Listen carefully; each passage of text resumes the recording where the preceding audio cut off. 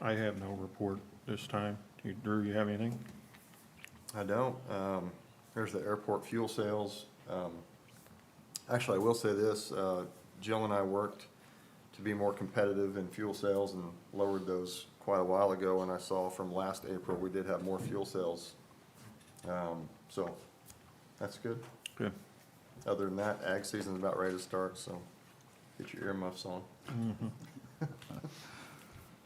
Thank you, council members Brandt and Green. Property Finance Budget and Audit Committee, that's council members Thompson and Patrick. I do not have a report for tonight. Patrick, do you have anything? No.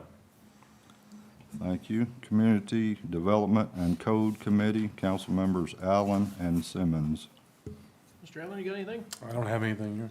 I have the reports from last month on, we had 17 building permits for $178,120 for $641 collected in fees. We had 4 electric permits for $6,500 and $47 in fees. Then we had 5 plumbing reports, or permits, excuse me, for $27,107 collected in fees for a total of $216,420 in sales and $795.50 in. It's for $6,500, we got $47 in fees. Then we had 5 plumbing reports. That's all I got? Or Thank you, council permits, member excuse me, Simmons. for $27,107 collected in fees for a Thank you. total of City Administrator's report. $420. Mr. Mayor, I have no report Sales this evening, but I'll have and comments prepared when we get into the For $6,500, we got resolution $47 for in fees. the service agreement with Then we had IBTS. 5 plumbing reports. That's all I got? Thank you, Mayor's report. I do not have anything. $27,107 Moving on to business from the audience. It's limited to 3 minutes per speaker. Any person, resident, or Mr. Mayor, I have no report non-resident this wishing evening, to but I'll have address comments the prepared council when we get may into approach the microphone and state their name and comments. resolution for At the this time, service is there agreement with anybody that had would 5 like to plumbing speak? reports. That's all I got? Thank you, Mayor's report. I do not have anything. $27,107 Moving on to business from the audience. It's limited to 3 minutes per speaker. Any person, resident, Mr. or Mayor, I have no non-resident report this wishing evening, to but I'll have address comments the prepared council when we get may into approach the microphone and state their name and comments. resolution for At the this time, is there anybody that would like to speak? That's all I got? Thank you, Mayor's report. I do not have anything. Moving on to business from the audience. It's limited to 3 minutes per speaker. Any person, resident, or Mayor, I have no non-resident report this wishing evening, to but I'll have address comments the prepared council when we get into may approach the microphone and state their name and comments. At this time, is there anybody that would like to speak? That's all I got? Thank you, Mayor's report. I do not have anything. Moving on to business from the audience. It's limited to 3 minutes per speaker. Any person, resident, or non-resident wishing to address the council may approach the microphone and state their name and comments. At this time, is there anybody that would like to speak? That's all I got? Mr. Green. Moving on to business from the audience. It's limited to 3 minutes per speaker. Any person, resident, or non-resident wishing to address the council may approach the microphone and state their name and comments. At this time, is there anybody that would like to speak? Mr. Green, Moving on to business from on the audience. It's limited to 3 what minutes happens per to that speaker. money? Any person, resident, or non-resident wishing to There's address difference the in council RTS, microphone our and old state their name and contract comments. we had. At this time, And is there anybody that would like to speak? I thought Mr. Edwards and you all kept the money, but you said you was on the, what happens to that money? And Any person, resident, or non-resident wishing to there's address difference in the council RTS, our old state their name contract. Well, what I guess I'm trying to say is, the money difference between RTS and the city grants, and you all kept the different, but you all decided to keep the money. What happens to that money? And because different from the trash, there's difference in RTS, our old contract. Well, what I guess I'm trying to say is, the money different between RTS and the city grants, and you all kept the different, but you all decided to keep the money. What happens to that money? Because different from the trash, there's difference in RTS, our old contract. Well, what I guess I'm trying to say is, the money different between RTS and the city council. And you all kept the money, but you all decided to split the money. What happened to the money? Because the different trash council don't have RTS. Well, what I guess I'm trying to say is the money different between RTS and the city council. You all kept the money, but you all decided to split the money. What happened to the money? Because the different trash council don't have RTS. Well, what I guess I'm trying to say is Now I know what the you're money different between RTS and the city council. You all kept the money, but you all decided to split the money. What happened to the money? Because the different trash council don't have RTS. Well, what I guess I'm trying to say is the money different between RTS and the city council. You all kept the money, but you all we still lose money in the sanitation department. Part of what you're asking also is we sold all the equipment from the sanitation department. That did go into that sanitation fund, and we've been using that to fix the streets for the last 2 years, maybe even 3.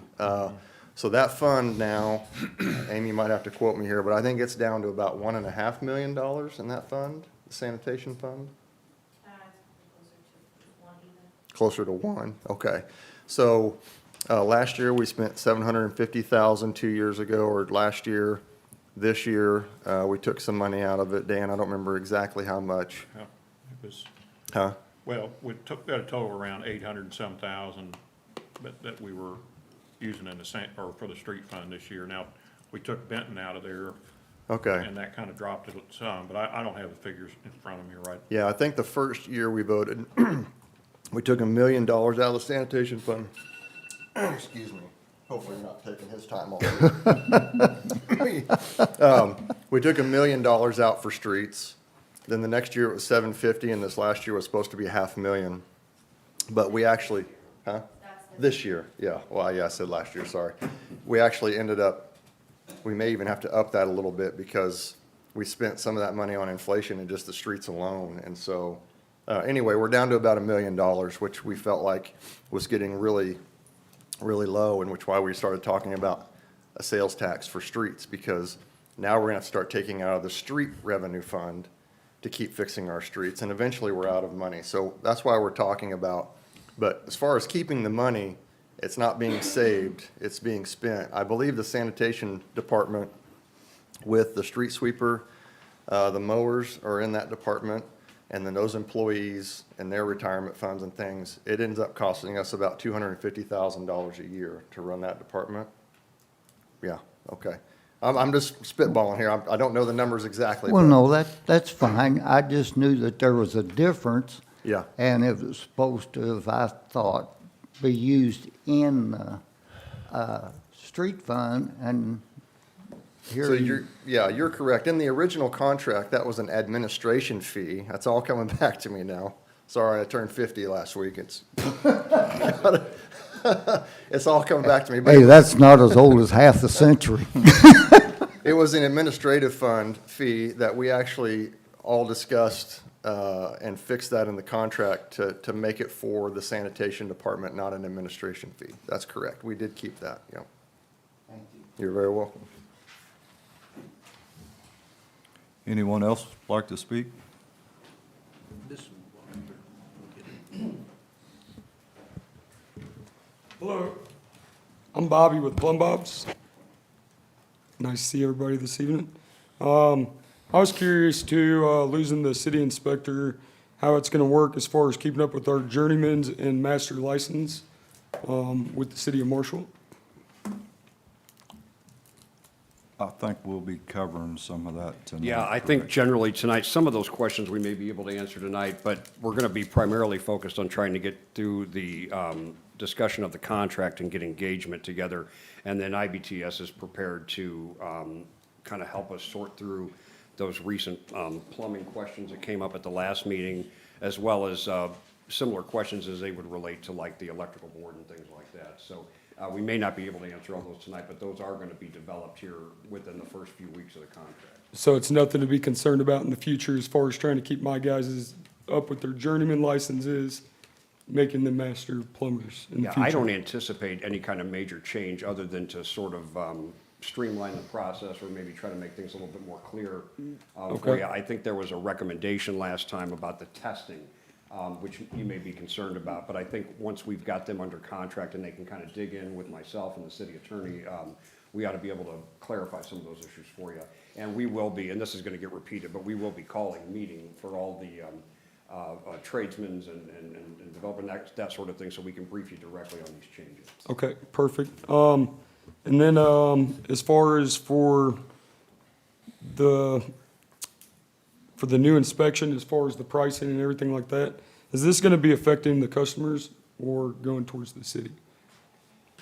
The pricing issue on here, some of the pricing on here, what we're currently collecting for permits and fees like that isn't covering really any of our expenses. So yeah, you are gonna see a shift. That's gonna be the first thing that we start on tomorrow, if the contract passes tonight, is structuring plan review, permits, inspections in such a way that those will pass through to the applicant. Okay. And then I have concerns of, we do a lot of, street cuts and deep sewers into the street. I'm concerned with, the way that the inspection process may be whenever we have the streets open and like to get them covered back up for safety purposes. So in those street cuts and things like that, you're talking about when you're finishing a job and it's involved the city utility? Yes, Like sir. a water or sewer line or something? Yes, So we requested and received from MMU and the staff a kind of a comprehensive list of all of the things that they rely on when they're doing their inspections on your work, or to give the okay to go ahead and cover the work back up and things like that. So I have forwarded that list to IBTS as well, and that's going to be, again, another first item on the agenda, is to find out if there's any changes that need to be made there. I would not anticipate any major changes in the current process right now. The utility needs certain cues from the city to ensure that you can cover that work back up, or that Right. it's, or that it'll work. And so IBTS is going to ensure that we maintain that same relationship through this process as well. Okay. And we should have more details for you at an upcoming meeting. Okay. Yeah, Appreciate that. certainly.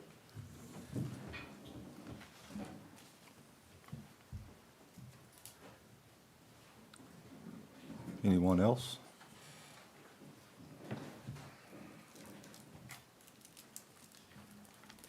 Hi, I'm Sandy Heisel. I own Tower Realty in Marshall, Missouri. I just heard about the new intended implementation of IBT about 30 minutes before I came to this meeting. We're trying to get a subdivision, and I'm looking at these rates, and I'm truly concerned.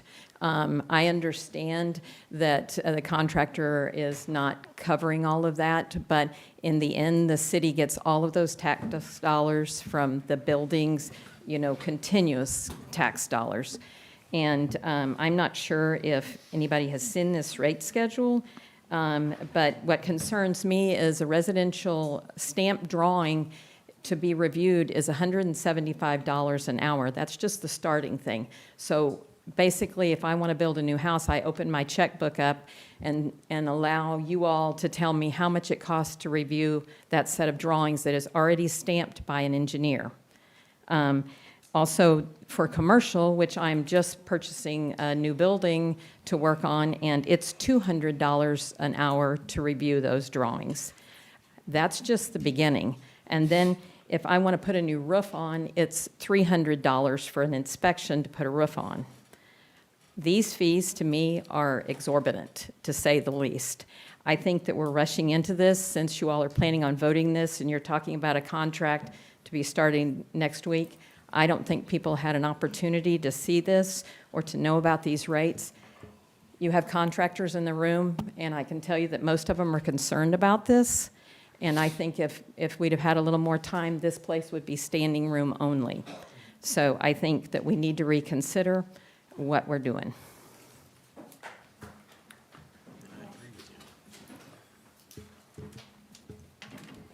Anyone else like to speak at this time?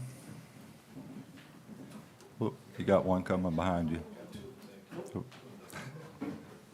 Hi, I'm Clayton Heisel, and I just want to say I agree 100%. I think nobody's had a chance to see this, and I think it should be put out there for public knowledge a little longer. That's all I have to say.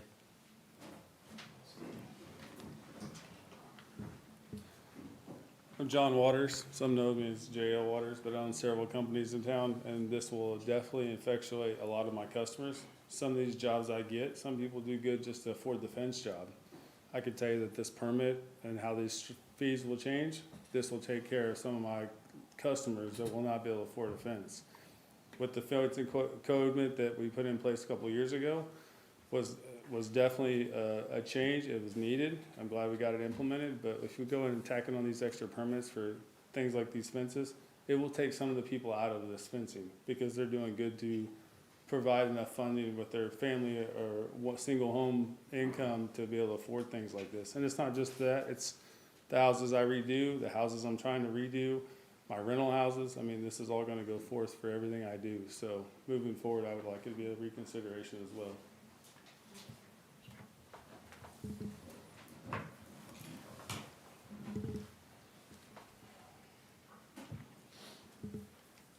Lance Schmidt.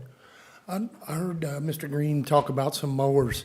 They need to get to mowing then because my neighbors is over 3 foot. And I'm sick of this mowing these yards around you allow. It brings on bugs and feral cats and everything else. Get to mowing these yards or get on these people or something. This is bull.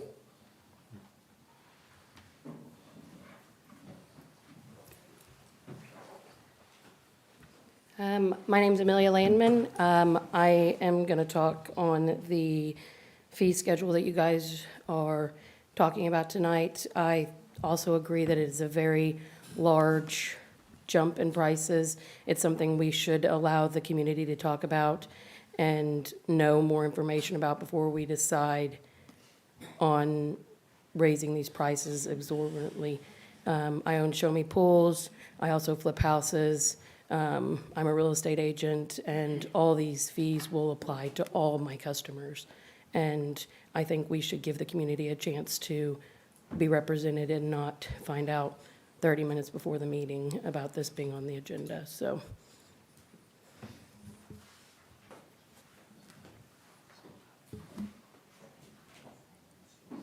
Anyone else like to speak?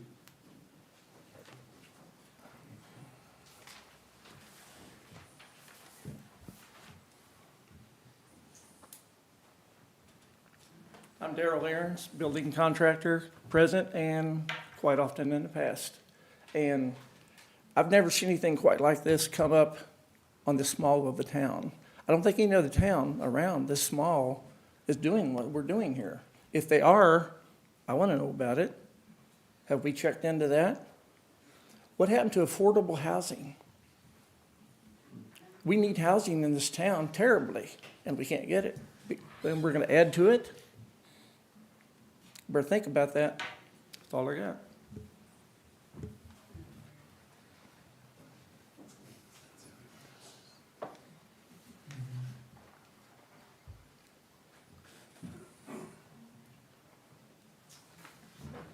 Hi, everybody.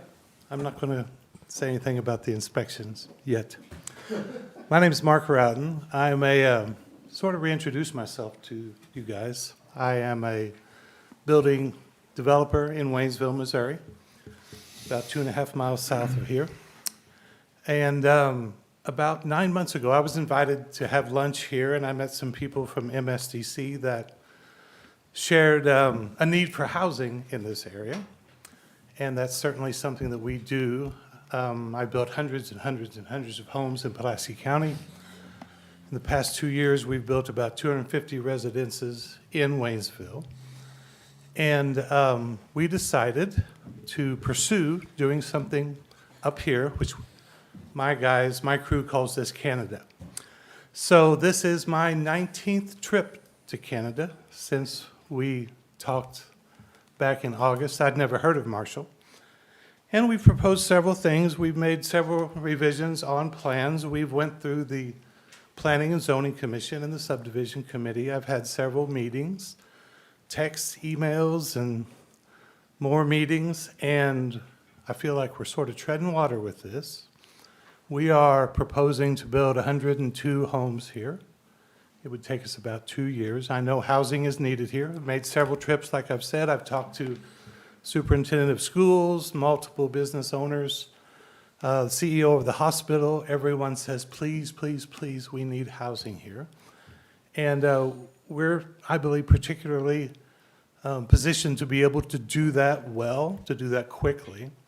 And so what I'm basically here tonight to ask is for some advice, for some direction, because after about 9 months, we're not seeming to make any progress. So could you guys, you don't have to do it tonight, but maybe get together and decide, do we need housing here, or do we not want it or need it?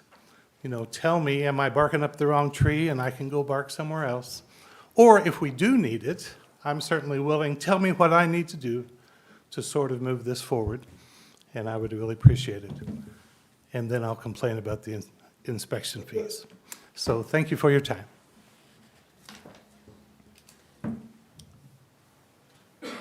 Anyone else?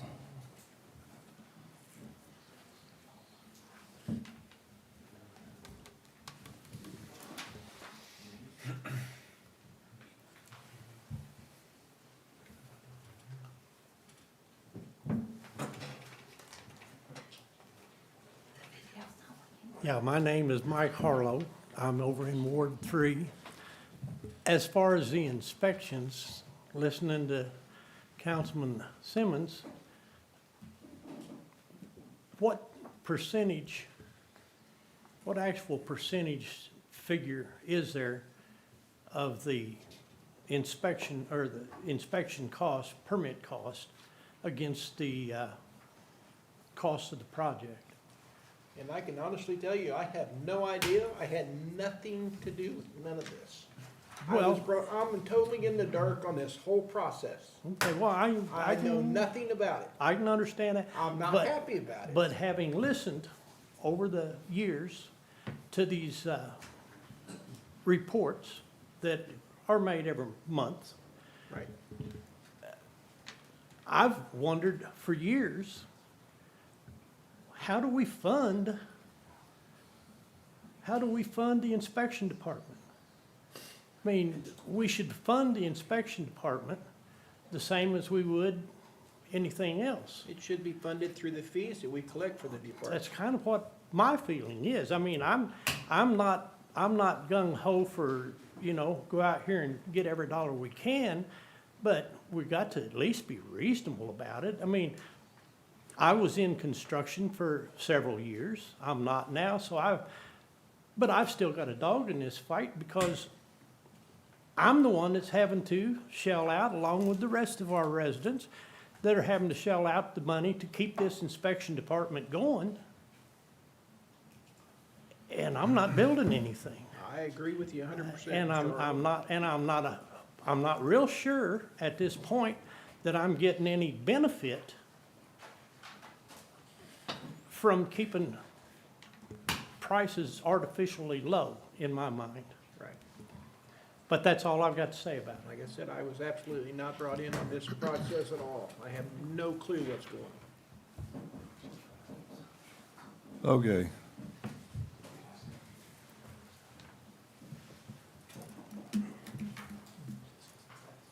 My name's Austin Schmidt, and I guess I have a concern on, we're gonna be willing to sign a contract that you can't necessarily describe any detail to. I would just want more time for any signing of any contract with a private company to kind of, at least for you to be able to explain it to the people of Marshall before this other company that we've already signed a contract with starts explaining the details of it, I guess. My only concern.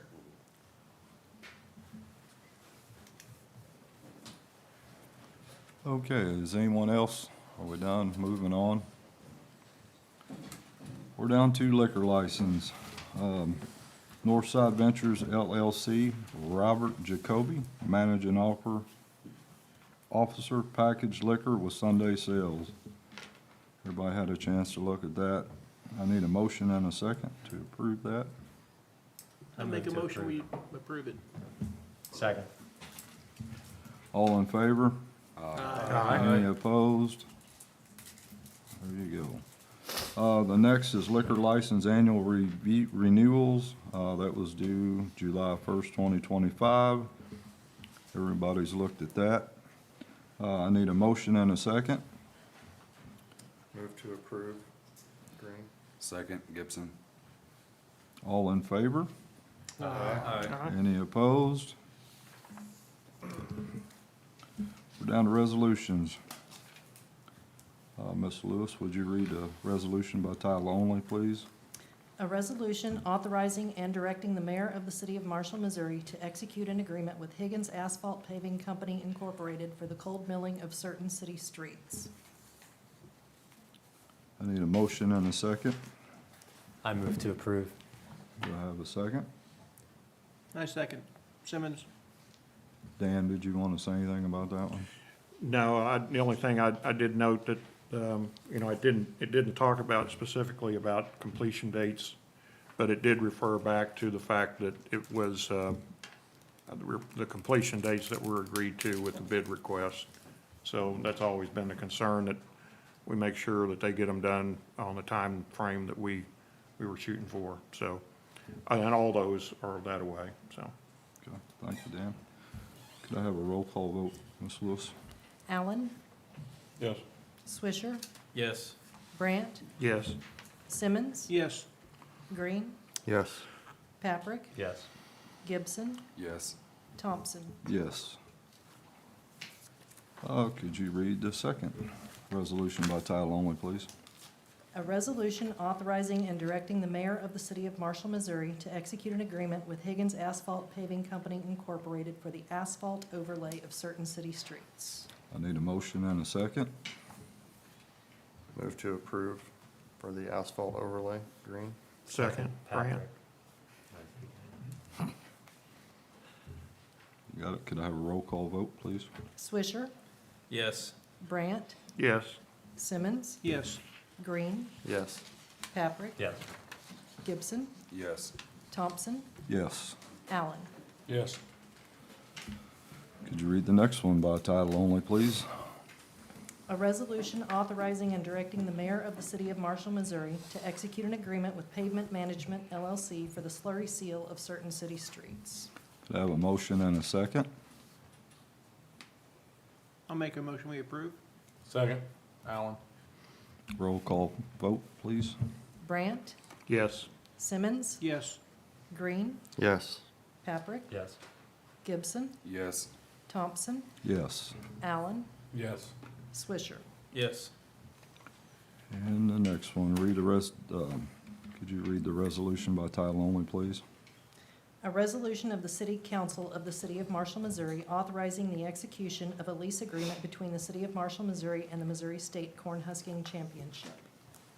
Could I have a motion and a second? I make a motion. I second, Gibson. Could I have a roll call vote, please? Simmons, Yes. Green, Yes. Paprick, Yes. Gibson, Yes. Thompson, Yes. Allen, Yes. Swisher, Yes. Brandt. Yes.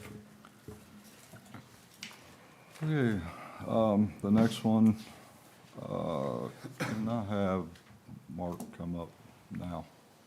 Yeah, Mr. Mayor, if you'd like, we've got Mark Manville here with IBTS.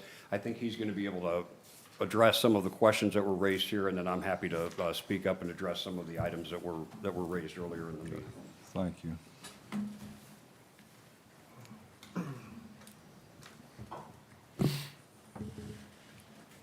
Good evening.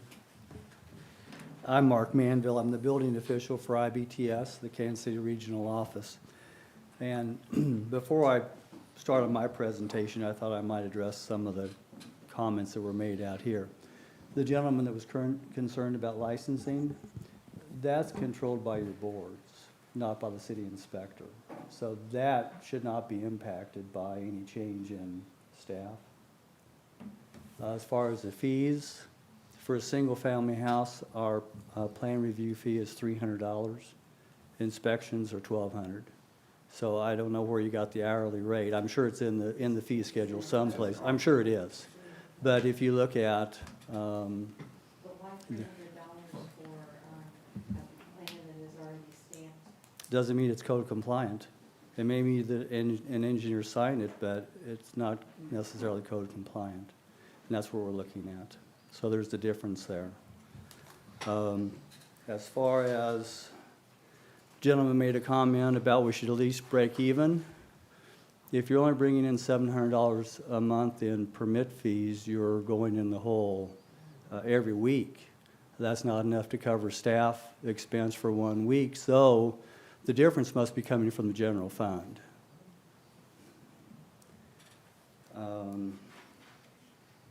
Let's see, what else did I say? Oh, street cuts. Gentleman that was concerned about street cuts. That's typically not something that IBTS does. That should be handled by whatever utility you're working with, water, sewer, electric service. Before we could ever cover up in the past, we were always asked if the city inspector has already looked at it. Huh, That's what we've always been asked by I see. Grant Piper's guys for sewer and water. Well, if it's in the city right away, whatever department's involved with that, even the street department should be looking at the way it's backfilled, if you're using flowable fill to support the pipe, whatever, yeah, exactly. That's really not in the scope of work that we offer, so that should be dealt with at a local level. And that's normally what the city inspector would do. Okay. All right, well, I'm new to this, I don't know exactly how your That's how city's we always organ. handled it at the local level. Right, right, Yeah, okay. it's not as- We may be able to look at that and come up with some solutions for that down the road. On the fence permit, you're talking about, I don't know what the fee is for fence permits. Okay. All right, well, we'll see what we can do on that. Does the inspector actually come out and look at anything? Yep. Does he? Comes out, that files for the permit, and then he shows up and makes sure it's clear the site triangle, make sure it meets the code compliant that we put in place a couple years ago, and then Did you have to locate the property lines before you could install the fence? so that was on him, him or the landowner, but either way, it was, sometimes, if the pins weren't valid on the map that he had, then he would have to come out and relook at it or reestablish that I see. with the, survey drawings, but most generally, we could find those, I think it only had one job in the last 2 years where we had to like reestablish and remake it, so. Okay. Well, that's pretty good. My other concern with that is also an excavating company as well, and so some of these, what's the time frame of getting somebody here from KC? I mean, is your company gonna have somebody on site? It's just like him, he can't wait a day if No. he's gotta cover up. He No, can't that's true. wait 2 or 3 days for an appointment, for Right. them to do this if weather's coming. Or a concrete contractor that's trying to beat the rain, and if it rains an inch, then they're out another. Right. You know what I mean? So how's that work? Well, for things that are weather dependent, like footings, for example, you know, if you open up, we typically need 24-hour notice to get someone out here. But when it's weather dependent, like a footing, you've got to, or you're laying a sewer line or a water line, and we know that there's a storm coming in, we have protocol where you can send us pictures and deal with it that way, because we know you can't, if you're putting footings in and it rains, you may be dead in the water for 2 or 3 weeks. Right. So we have ways to expedite I mean, things. I've worked, commercial excavating my whole life, with Kissick Construction, most of my whole, I've worked in Kansas City as a union operator for 17 years, and I traveled 39 states and 2 countries, and I've worked with a lot of inspectors over my time, putting in natural gas and crude oil pipelines. And comments and text messages like that become a relationship. Mm-hmm, You know us from Adam, don't know us from Adam, I don't know you from Adam. right. And so that's gonna take time, so Mhm. that, I'm not saying that nobody would ever get to that, but coming out of the gate in the middle of the business time of year for everybody, I think I can vouch for anyone in here that's a contractor that says that you're not gonna trust us anywhere, we're gonna trust you until we get that relationship That's right. established and whoever you send, so, to be honest, the honest conversation here is that you're not gonna accept pictures right out the gate until you get to know who you can talk to, who you can trust, who's gonna do the due diligence of doing the job properly. And that's just a factual statement of human nature, and I don't expect that any less, so what is gonna be that protocol, and who, are we gonna have to wait hours or days for somebody to get here on that, to do those kind of inspections? For a normal inspection, it's gonna be at least 24 hours. But if it's weather dependent, we will work with you to get it inspected so you can get it covered up or get it poured. I appreciate it. All right. So IBTS is based in Ashburn, Virginia, and we've been around for about 40 years. We're actually a not-for-profit. We got our start working for the federal government. We've regulated the manufactured housing industry for the federal government for the past 40 years. We do all the inspections, we do the plan reviews, we keep track of all the plates that have been issued. We do quality control inspections in the plants to make sure that they're up to the, what's loosely known as the HUD code. And if someone wants to sell a home, a manufactured home, but they've lost their plate or the credentials on it, we have a database of every unit that's ever been built. And for a fee, we'll make that information available. We're a not-for-profit. Our board of directors is made up of individuals from the International City Managers Association, the National League of Cities, Council of State Governments, National Governors Association, National Association of Counties, and the Council of State Governments. Here locally, we have a master agreement with MARC, Mid-America Regional Council. We have a master agreement with Missouri Municipal League, a master agreement with the Kansas League of Cities, their counterpart in Oklahoma and in Nebraska. So we're involved with all the major players in this area. Currently, in the Kansas City area, we have contracts with about 40 different jurisdictions in Kansas City. We do work for large communities. We'll take on special projects. If they have a hospital that comes in, for example, their staff's already busy, they can't handle it, we'll do the plan review and the inspections for those. I'm sure a lot of you have heard about the Panasonic plant in DeSoto, Kansas. It's 4.7 million square feet under roof. The slab for the building is 80 acres under roof. It's the largest construction project ever taken on in the state of Kansas. That's one of our projects. We have staff down there full-time. We also have a division that responds to natural disasters. We went into Louisiana and Texas after Katrina. We went to New York and New Jersey for Sandy. We have staff in Puerto Rico, and we still have staff there. We are at watching over the reconstruction of those communities. Let's see what else might be interesting to you.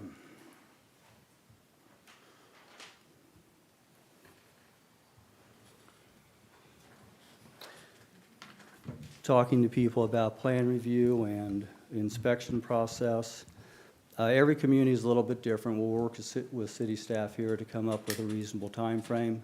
On a single-family house, we usually try to get it turned around in a week. We'll work with staff here. They'll be able to take in the documents. We'll have a checklist of the documents that we need to complete the plan review to try to expedite the process for the citizens so they don't have to continue to make return trips to provide what we need. Commercial projects take a little bit longer. Some of the permits that you'll be taking out, we'll work with staff, like for a fence permit. There's no reason for us to do a plan review. We'll work with staff on what they can do to get you squared away. Sewer line, there's no plan review necessary for that. They can issue it right there. Changing out electric service, same thing. Water line repair. All of those things can be handled right here. There's no reason to get us involved, slow the process down. So. Mark, was that, sorry, you said, I know we had a chance to visit a little bit. You did say something about the roof permits too. Roof permits, there's no reason for us to be involved in roof permits. The staff should be able to issue those at the counter. They'll probably ask things like how many layers are on the existing roof. You know, it needs to be stripped down. According to your ordinance, it needs to be stripped down to the deck. So they'll ask questions like that. The contractor can verify it, and they can walk out that day with a permit. So who's the staff doing this? Your existing staff here. We have no staff. They deleted the department. You have two clerks. They, Yeah, most of those, currently, those applications are just being handled at the front window right now. So the payment stuff's being taken by the clerk staff. so we're still not covering, the cost. Well, no, we're definitely not covering the cost. So if we're not covering the cost, why don't we find a way to cover the cost? Well, I agree that, and I think perhaps what we ought to do is let, I definitely want to address that with you, and I'm ready to. I think maybe we'll let Mark kind of get through his presentation here, and then I can speak specifically to the issue with staffing and the cost issue in terms of how it's affecting the general fund at the moment. Say if we need to increase our fees, by all means, we increase our fees to cover our staff costs. But we don't need to hire a company that's gonna be out here making thousands and thousands of dollars at $175 an hour to do work for us. We don't have the money. We already are broke. The customer's gonna get hosed on this deal. And no offense to your company, I think you have a No, great company. no. But you're gonna charge $75,000 to do a 300,000 square foot building for an inspection. Hey, let's And that's what your reel it back in. Mark, if you would you carry on with your presentation? I'm sorry, okay. The last thing that I wanted to comment, a gentleman brought up about the contract that you're entering into. It's a 2-year contract and it renews every 2 years automatically. But in the real world, we don't come to town unless you call us. And if we don't come to town, there's no fees. So, Yeah, so I have a question. So who, in the contract that you all gave us, it says that you guys are gonna do the code enforcement. So who's gonna be here riding around making sure all the code enforcements are I compliant, don't like know if the yards being is code mowed? enforcement something you Can I signed up for? finish my question? Code enforcement will be. I'm sorry. So who's gonna be here making sure nobody's doing the code enforcement, like yards being mowed and junk being in yards? And also who's gonna be going around and making sure no unpermitted work is being done? So if you're not here every day, then how are you gonna make sure that no unpermitted work is being Right. done?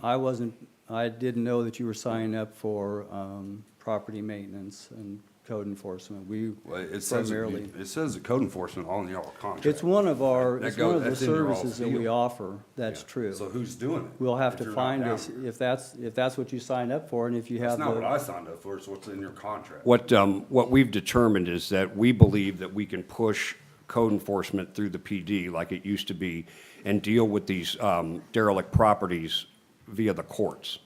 Right now, we're running them through an administrative hearing process, which drags on and on and on. We think we can actually be more effective with courts. The role that we expect IBTS to play is to help us just with processes and codes, to help us understand if we're doing anything that's unnecessary, if there's a way that we can adopt better practices. But we were not looking to IBTS to provide a code enforcement official. We've talked at length, and we believe that we can more effectively prosecute those problems in the municipal court and then take the most serious of those cases to the code enforcement administrative hearing process. Those would be condemnations, dangerous buildings, anything where we're seizing property. So you're gonna let the police department, leave it up to the police department to drive around to see if Bill's Electric over here is in some building doing some work. You're gonna make the police department stop, go up there, ask Bill's Electric, make sure they have their permits and certifications. No, I thought we were talking about like tall weeds and grass and property Well, maintenance that goes code. along with it, unpermitted work.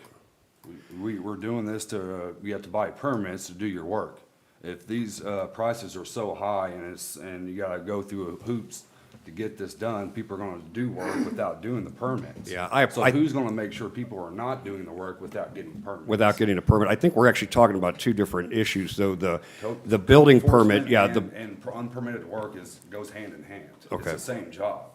Yeah, just to try to clarify, the the code enforcement aspect of property maintenance and dangerous building identification let's stick with code enforcement with property maintenance. We believe that can be satisfied with the PD and in the courts through the issuance of citations.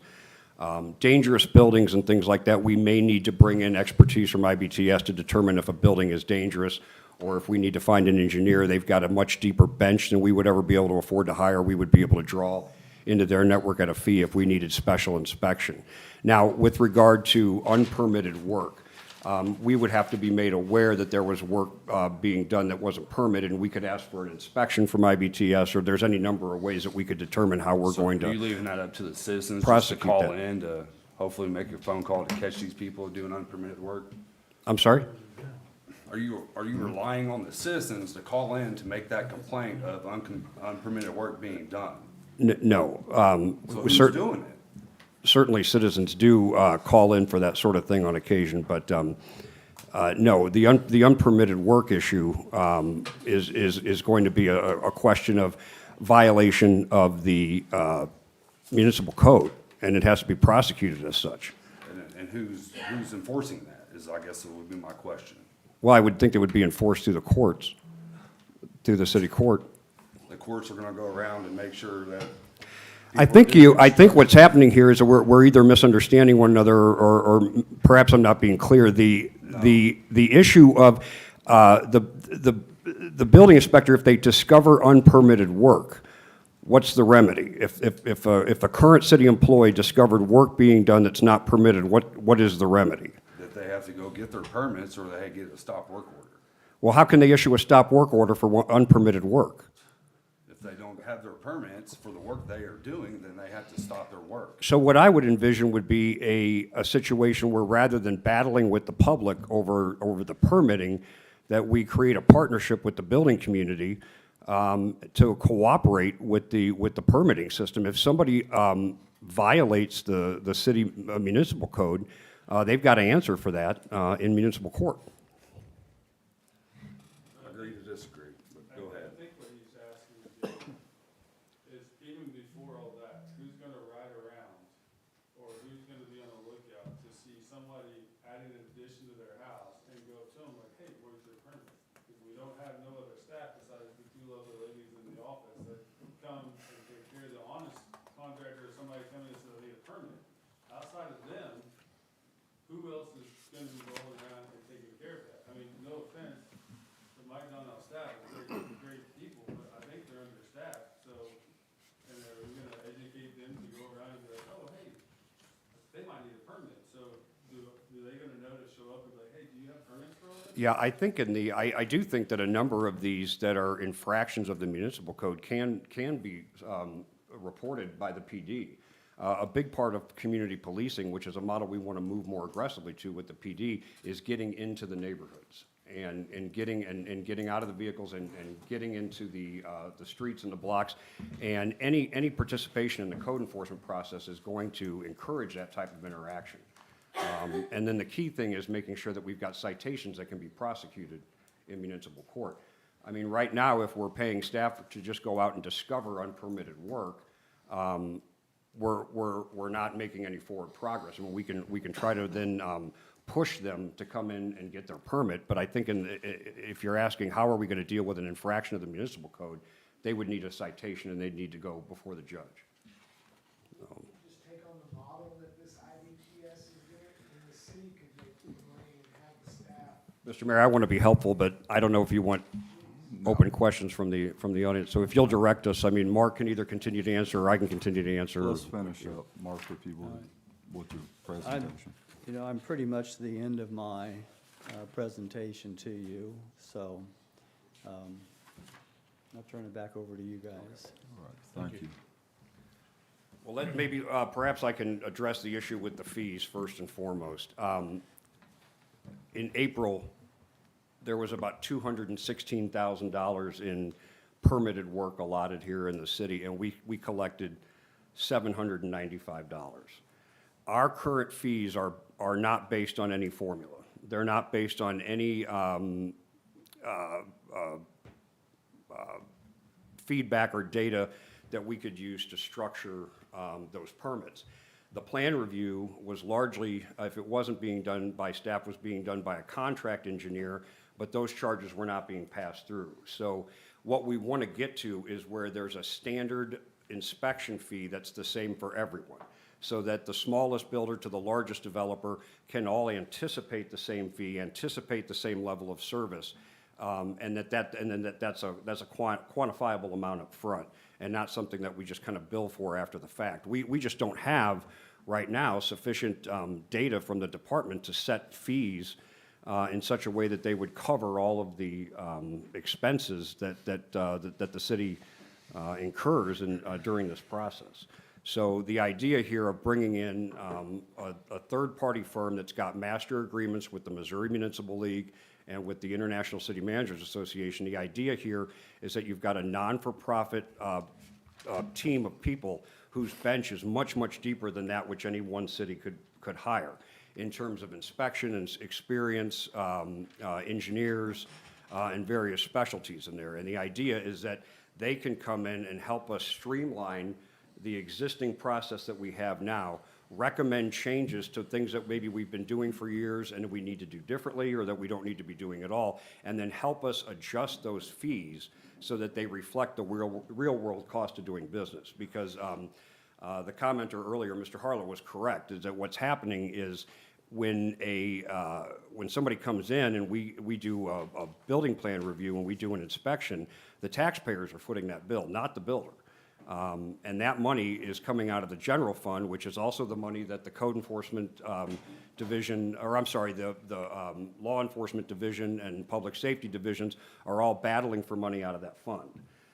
So every time that we say no charge or we charge $15 for something that should cost in excess of $100, we're essentially taking money out of the general fund in lieu of having the contractor or the applicant pay that fee. If we want professional review, if we want oversight and experienced management to kind of help us retool this department, it's going to cost. It's going to cost, and it's quite typical to pass those fees through. I can tell you that at the rates that were being quoted, these are remarkably lower than if we were trying to contract to a private engineering firm for this kind of work. Their hourly rates are many times what IBTS is charging. So the idea here is that, yes, there's some additional fee, but this is the cost of doing business for professional plan review and professional inspection and that kind of thing, and the expertise to help us with the management and retooling of our code, recommendations on procedures, policies. Again, what we want to do is create an even playing field for all these applicants. And we want to do so, we want to expedite these permits and this plan review to the extent that that's possible. And JD, one quick question for you too. I don't want to put you on the spot or nothing like that, but those permit fees that we're looking at, we can kind of adjust those fees, correct? Or where did Mark go? I'm sorry? Can we adjust those fees or look at them? Well, yeah, that's one thing, Craig. I wanted to say, I think we're getting confused between the augmentation fee structure and the permit structure fees. There's two schedules at the end of the contract. The one of the augmentation fee structure, and maybe Mark can open some light to this, is a la carte per hour fee structure. That's the Right. augmentation fee structure. Farther down is the actual permit fee for what he was talking about, Right. per house or per. So we have two different programs. The program we're talking about here is where really we're going to become your city staff. We're going to do the plan review and we're going to do the inspections. And that's where you see the plan review for a single-family house is $300 flat fee and $1,200 for inspections flat fee. The augmentation is like when we go to work for Kansas City, Missouri, we're working beside their existing staff. We don't know how many hours we're going to be there. So that's where we get that $175 an hour rate. Yeah. Okay. And as far as the fees, you can adjust those fees, but you'll have to do it by ordinance. I just a comment or a couple of comments really. I had a little bit more notice about this. We got the agenda on Friday, but I really appreciate all you contractors showing up and talking about this honestly. before this all went down, you're right, the general revenue fund was subsidizing essentially the inspections and such, right? I mean, but if you paid $15 for an inspection, it's not covering the cost of the staff. But I don't think it should have to. I mean, I think that's a service that the city provides, from the general tax revenue. I mean, the police department doesn't cover their costs and their interactions by interacting and providing the services for the citizens. It's a service that the city provides. So I think that with this, we're really putting it's too big of a change, in my mind anyway, to suddenly have to, the homeowners or the contractors, whoever's going to eat the fees, whoever's going to end up, paying the fees, it's a lot. Here's what I want to do. I want to see what similar communities are charging. Okay, Moberly, Mexico, Sedalia, Warrensburg, see what their fee structures are. And I don't think we should be out of line with what other communities are charging. I assume that this agenda was just for the first reading tonight. Is that correct? Okay, This is a resolution, so it would just be one read. Okay, so I think this is way too fast. The contractors haven't had any time. I don't know when you guys found out about it. Okay, well, I found out Friday. I'm glad you found out and that you can't. It's too fast. I am of the opinion we need to table this. We need to do some research, see what other communities are charging, and if there's no way to make it work, we need to explore all alternatives. I think you've got some options with the fees. If you really want to leave the fees the same, then the city needs to be prepared to pay those costs, because IBTS is going to invoice us at the rate in the contract.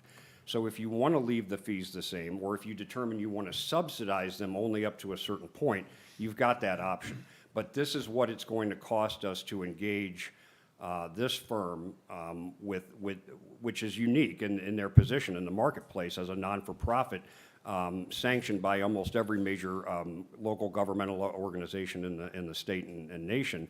This is an opportunity for us to engage with them. And then you all can make a business decision about how much you want to recover on these permit fees. Do you want to pass them all the way through, or do you want to continue to charge a lower rate and then the city just pay that additional amount out of the general fund?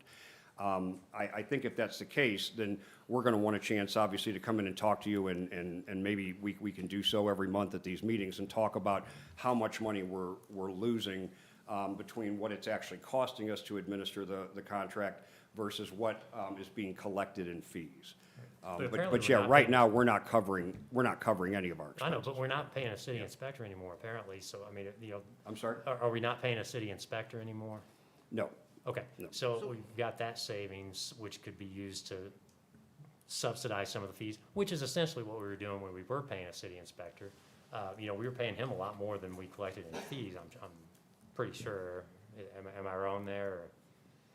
We were paying the city inspector more than the fees coming in. Oh, yeah, well, the position of inspector and the position of planning manager, they were not tied to the fee schedule. Right. So the salary wasn't set based on what the fees were bringing in. Right, so Correct, what I'm yeah, saying is, yeah. if we continued to subsidize those fees, we'd essentially be doing the same thing, just with a different company. Yeah, you bring up a good question. I'm going to say it a little differently to Okay. see if I'm catching what you're saying.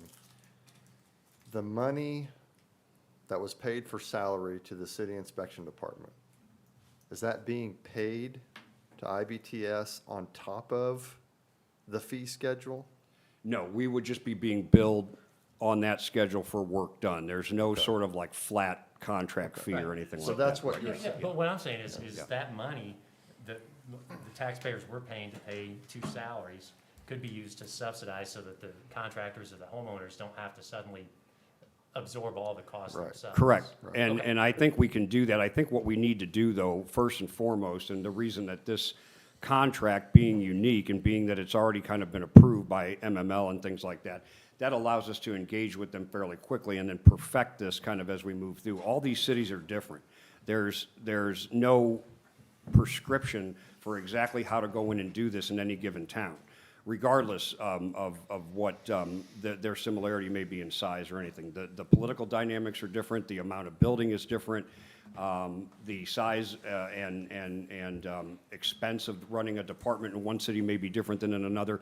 So we need to perfect that a little bit and make it work for Marshall. However, I think that will give you the option of determining where do you want those fees to land? Do you want it to be a 100% pass-through? Do you want it to be 50% of those fees? Do you want to cap it at a certain dollar amount? But I think it's going to be easier to have that discussion when we have streamlined the process a little bit. So for example, if we're not doing inspections on roof replacements, as an example, then that's not an additional fee that would typically be passed along to a roofer or something like that. And I think we can identify these things. Again, the idea here is not to be burdensome for the development community, but to make sure that we are accomplishing the city's obligation to life, health, and safety, to verify that these buildings and building plans are being built to the expectations of the state of Missouri and the city of Marshall via our municipal code and our building codes. Okay, now I have a suggestion, just Mhm. a wild suggestion here. Why don't we figure out what it takes for our town, without interference to anybody else, to run that department? And whatever it takes to run that department is what we make sure that we collect in fees every single week or every single month. Yeah, and I think what you're describing is exactly kind of what I saw as an opportunity here with this contract, is that because we have a schedule of set fees that largely is lower than the rest of the marketplace, but it's been absorbed by all kinds of communities all over Missouri, this will give us a baseline for identifying those costs and adjusting our fees. But we're not getting any of that cost. Accordingly. We're not getting any of that money, because all that money is going to. Is going to an pass outside through. contractor. But I think in our case, for example, if we were to have like an engineer, if we had an engineer that we subcontracted to for plan review, they would be charging $200 an hour, whatever it may be, and then we would be paying that or passing it through. So I think we've got the opportunity to do exactly as you're describing under this current contract. We had a building inspector, Mike Morgan, for years. Now, I don't know what his salary was, don't even care. But the deal is, he checked things over for all the contractors in the city of Marshall. Everybody was kept in line. We've done this for years. Why do we want to make a change that's going to cost the citizens tons of money if this doesn't fly? If we pay this company $175 an hour to be here for 2,480 hours a year, that's $400,000. It's not per hour, like I was just saying. It is per hour. It's not. Hold on. Well, that's what it says. Mark and I just went over that a minute ago. There's the à la carte schedule where he just went up and talked about when he works alongside like a big city and he doesn't know how many hours, but after that fee schedule, the augmentation fee schedule, if you go past that, there's a set fee schedule for residential inspections and other inspections. It's not per hour. I don't know if Mark wants to address that again, So but if we have one of his employees here for 2,080 hours a year, it's No. just whatever these fees are is what pays his salary. like, let's say we have a house inspection, like Mark said. It's $1,200. Doesn't matter how long they're here. Right? And so you're looking at the augmentation fee schedule. It's a little confusing. Right, but it's $1,200 for the inspection and $300 to review the. For the plan. plan. So it's there's $1,500 for a house. $1,530 to do this. For a house. Building permit. For a house. Per house. Uh-huh. So the gentleman out here wanting to build 105 houses is gonna cost him almost $150,000. But that's what JD's saying. It's not necessarily. We can absorb that cost just like we have been. We don't have to charge them, but that's what JD's getting at, like, and I was gonna ask a procedural question because I don't know how this would work. But is it possible to, like Jim was talking about, have like a resolution tonight to say we're gonna leave, well, like we can approve this resolution, but then I propose another resolution tonight to leave our fee schedule the way it is until we have a chance to dig into this.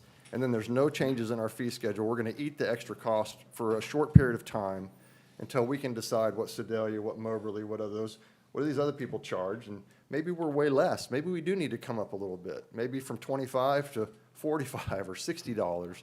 We don't need to be at 1,200 maybe, or whatever that is, but maybe we do need to get more in line with Sedalia and Moberly and Chillicothe and some of these other areas, but maybe not to this far, and we still subsidize it to a degree. I agree with Mike Harlow too, maybe we're subsidizing too much. I don't know the answer to that, but procedurally, if we pass this, could I or somebody propose another resolution tonight or some order or something saying we will not change our fee schedule? We had this discussion earlier today, and actually, I think we're already on track to do exactly as you're proposing without the additional resolution, because the adoption of the contract tonight is just that we are agreeing to their fees them. as a city. The fees as they're currently set are set by ordinance, so it will require separate action by Okay. all of you. So So we the will fees won't absolutely have change. the opportunity to come back and revisit the fee schedule, either leaving it the same, making an interim adjustment. I mean, the sky's the limit in terms of how we Okay. could address that. So if they're charging an average of $300 per residential roof, and back in April on the inspector report, there's 2 roofs, one was $54 for a permit, and the other one was $66 for the permit. So you're saying we're gonna keep that price the same, and the city's gonna eat the $250 for each roof? Until the code is How much changed. money are we gonna be losing doing that? Well, it depends on how quickly we modify the code to reflect either the full amount How of quick these will that be? charges. Well, here's the deal, hold on, here's the deal, I wouldn't look at it as losing money, because like Jim said, Well, we have to pay IBTS the price that they're asking. But we're saving okay, the I wouldn't look at it as salaries. losing money. We're not paying those salaries like Jim was saying earlier. So we do have money that we were paying, that we're not paying, that will get absorbed into some of that. So the bigger picture is looking at, and number one, I think Mark said we don't have to get a roof permit. They don't come out here for that. Yeah, they don't come out there for that. So you can use a different example and we'll still have the same scenario. But the point is, like JD said, he could come back and say, here's how much money we're paying differently per month since we've done this. Maybe we're losing, maybe we're the same. We don't know the answer to that yet as far as subsidizing. But we do have money that we're not spending on staff that will go to them. The question becomes is, are we spending more on them than we were on staff, at which point we're losing money? Or is it working out where it's pretty close, or do we need to increase our fees to not have that much subsidy? And I think those are questions that come later. Yeah, and I think they're gonna require a little bit of time and analysis, and I think what's gonna happen is that as soon as the contract goes live, we're gonna be able to give you those finance reports, and you're gonna be able to see on either a weekly or a monthly basis the discrepancy between what the city's paying to deliver this level of review and inspection versus what the applicant's paying in order to get the permit. Well, I want to go through the inspection reports for the past 12 months and just see what it would have cost to pay IBTS, did I say that right, over the past 12 months, and then compare that to the salaries we paid to the inspection staff. And we can see that before we enter into this contract, just see what it would have been over the past 12 months. Would we have saved money? Would we have not broken even, but paid about the same amount to them as we did in salaries? I want to know that. So how much time does an average inspection take? 'Cause I know my inspections take, and I bet you I bullshit longer. Okay, let's get back to the resolution, thank you. I'm not cutting you off, but we gotta kinda keep on track. I guess, Julie, if you'd read that off. A resolution of the City Council of Marshall, Missouri approving and authorizing the implementation of a service agreement with the Institute for Building Technology and Safety, IBTS, in the City of Marshall, Missouri. All right, so do we have a motion and a second? I make a motion, we table it. I'll second that. Let's table, that's what I needed. All in favor to table it? Oh, I'm sorry, Julie, can you give me a roll call vote? My head is pounding. Green, No. Paprick, Yes. Gibson, Yes. Thompson, No. Allen, No. Swisher, No. Brandt, No. Simmons. Yes. That's 3 yes, 5 no. Can I make a comment, Mayor? Yeah, go And ahead. hopefully not have a long discussion. No, go ahead, please. Number one, the reason I said no is because like Mark said, if we don't call them, we don't pay them. But I think we also need something in place to move the city forward, whether that's Mark, whether that's any building. Right now, short term, we have nothing. So if we don't approve it, then we have no way to have any building going on. It's not a fault thing right now. I'm just saying, here's where we're at.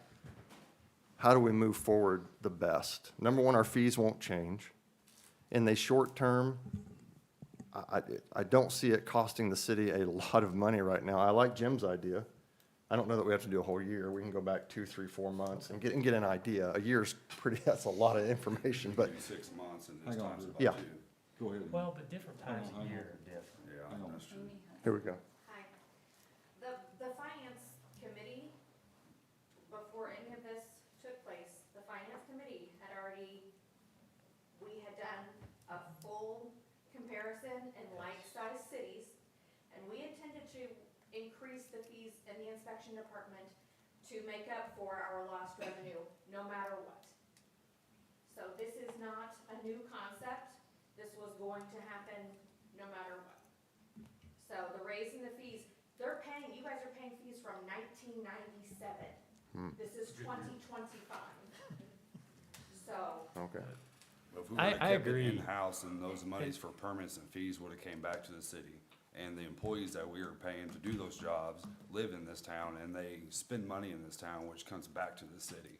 And we're paying IBTS, and that money is gonna go to Kansas City or Virginia, not back to Marshall. I think, hold up, fellas. I think we said, right, JD, we're still gonna have open conversation with everybody is this later on, or have a work session or whatever. Yes, the Whatever. idea was that once we've engaged IBTS, is to call a public meeting or a series of public meetings so that we can get all the contractors, tradesmen, and answer these questions and talk about things like how will inspections proceed and things of that nature. What we're looking for is improved responsiveness, better communication, more transparency, and you're gonna get this with IBTS because we're gonna be operating under a contract. And so, one other question for you, like Mark's got things that's in the iron, the people that have stuff already that's laying out there that's held up, what's the time frame on that? Is that something that'll? Yeah, that's, we have, in addition to all the work that was pending and all the work that's been coming in, which I've been transmitting to Mark, and they've been just working with me, I guess kind of in good faith at this point, just to help us keep our head above water during a couple of days' transition. But we do have, by my count, about 5 or 6 what I would call major projects, Mark Rowden's being probably foremost amongst those. But we also have a major renovation of a school where the architects filed an appeal. And there's been no action taken on that appeal to date. That needs to be addressed, and any underlying defects in the code need to be corrected. And that's what we're paying for. We're paying for that level of expertise to not only get through that appeal process, but then also to ensure that that group that's rehabbing that school has a permit and is building a properly proper in the sense of fire code and building permit, a proper structure to house people after that point. So, yeah, we've got a number of those big projects. We've got a number of those big projects, all of which we would be following up on immediately. Okay. In fact, I'm taking a large parcel of plans and documents to the office this week, to their office this week. So, I mean, we're already in the process, even in advance of the agreement, of trying to get some of these things queued up for a quick response. I guess if it's not too much to ask, I'd like to kind of hurry up and get this meeting for all the contractors and all that happening pretty soon, sooner than not later. Yeah, 100%. If we could. One other question, I know we had talked about the police department going back to the nuisance side of it. Donnell, if you want to stand up for a minute, got a question for you. Sorry to put you on the spot. I know at one time before we talked about the tall grass and stuff like that, nuisance vehicles and all that. refresh my memory, y'all used to take care of that, correct? And Yes. issue tickets and things Yes. like that. So with those tickets being issued, then, Ms. Bellamy, then we can actually get money, prosecute things like that, correct?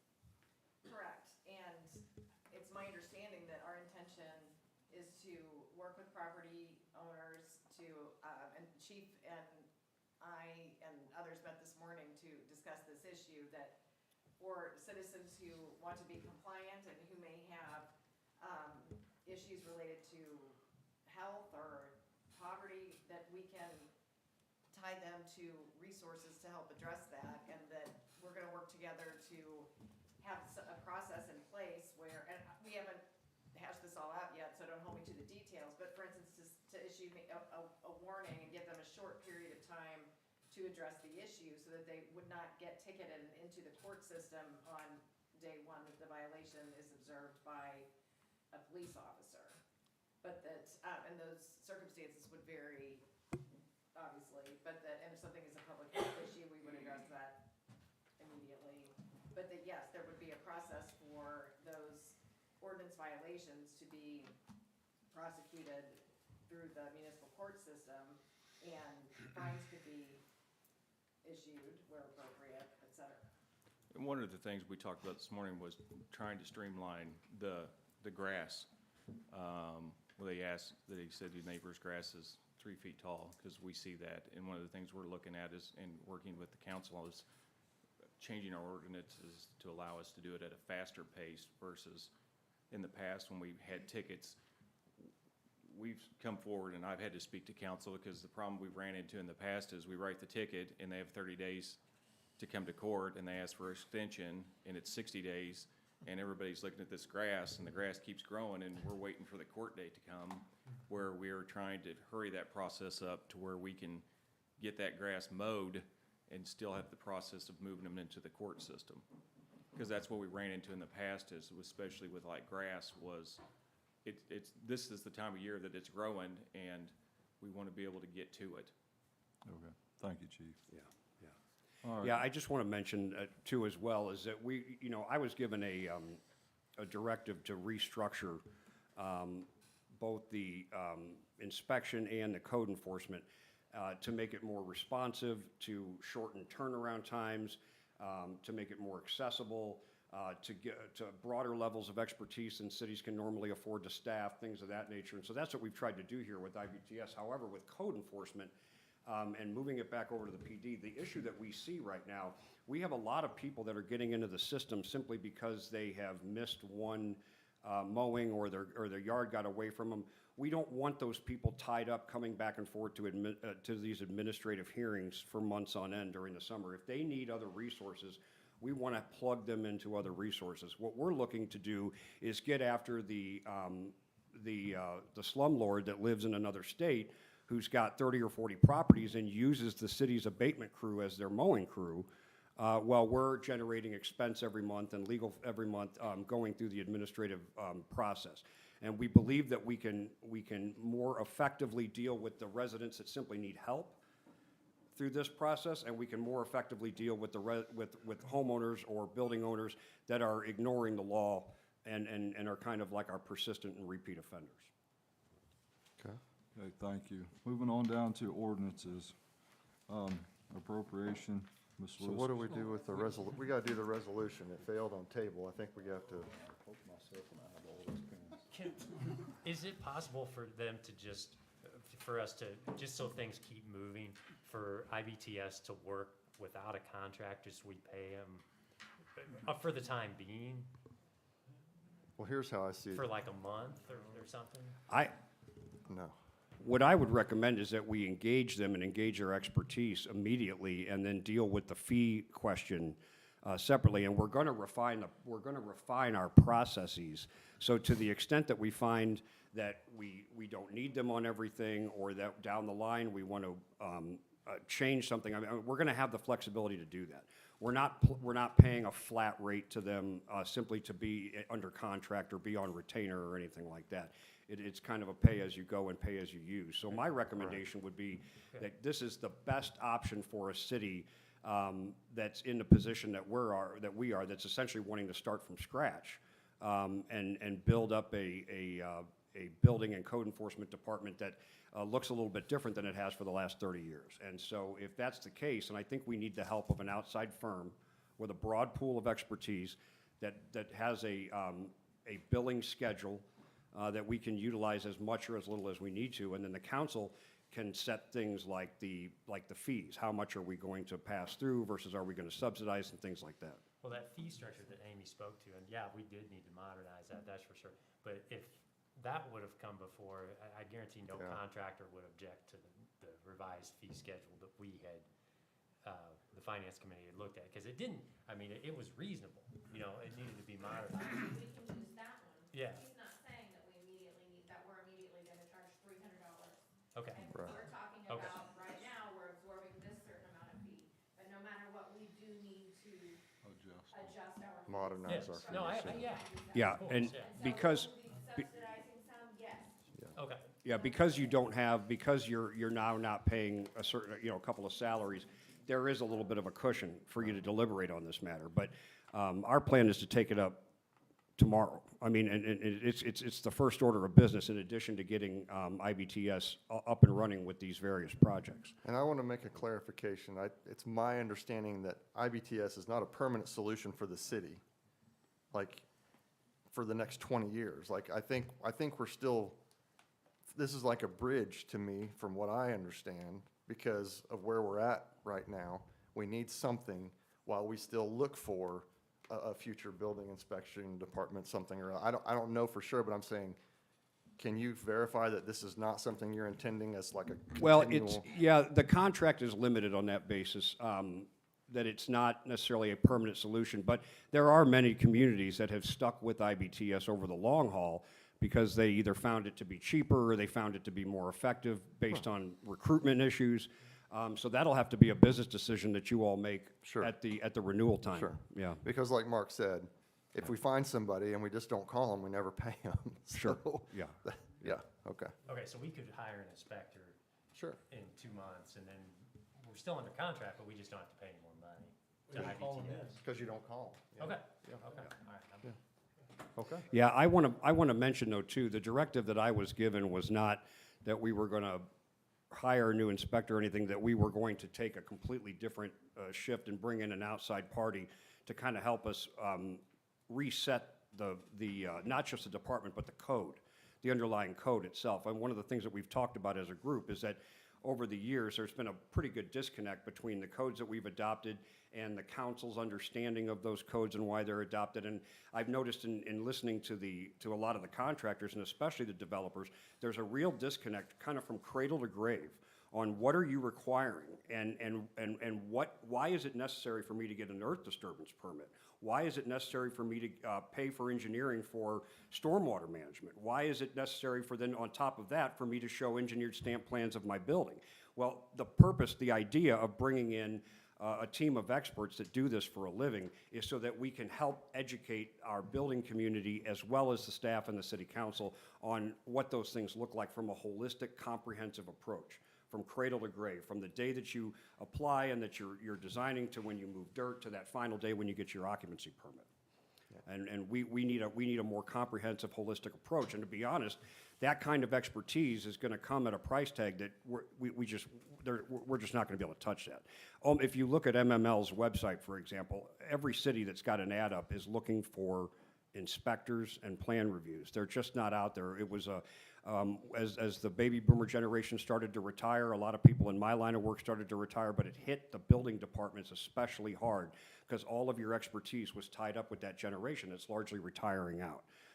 So this is not a unique problem for Marshall. This is a problem that other communities are having to deal with in some cases, and it's one of the reasons why IBTS comes so highly recommended from the Missouri Municipal League and from Mid-America Regional Council of Governments, from National League of Cities, because they've got a proven track record of helping cities establish these policies and procedures and filling the gap when they can't. So when was this decision made to do this? I was given direction a number of months ago to start creating, to start creating an option that would lead us down this road. I don't know the exact date. So I'm on this committee that's supposed to be a code enforcement committee, and I know nothing about it Yeah. till the day we get a packet. Well, yeah, and while everything, and Councilman Simmons and, So this is what's going on. well, Councilman Simmons, I think the number one issue was that the first order of business, while I think the council was very focused on getting results for the community, which I appreciate and which is what everybody wants to do, my first obligation was to that department. We have a set of rules in the code, and there's a set of rules with state and federal government about what happens when you delete positions out of an organization, and that had to be dealt with first. And in order to protect everybody, that's just not something that you do in a public setting. So all those, those employees need to be properly informed, and those things need to be done.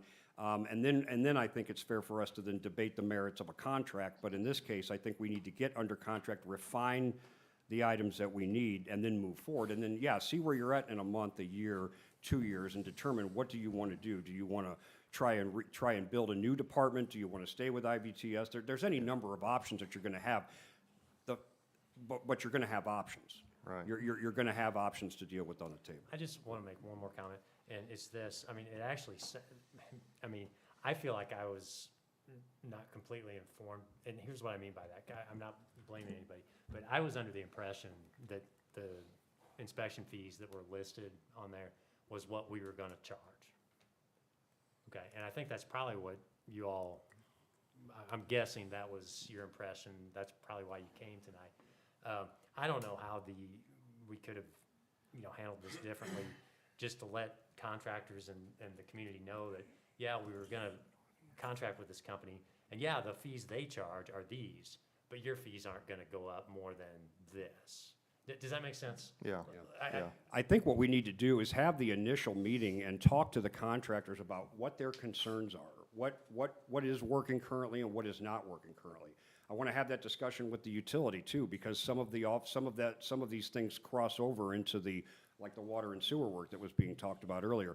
But we need to kind of get a feel for the process and then determine where do you want to set these fees. But I think like Jim's saying, like, I didn't understand that we had to go by ordinance to change the fees. Oh, I see, okay. See that, and so everybody thought that these were gonna be the new fees they were being charged, when that's not true. The city's getting charged those fees, but you all and the contractors are still getting charged the fees under ordinance, and an ordinance has to be laid out to change those fees.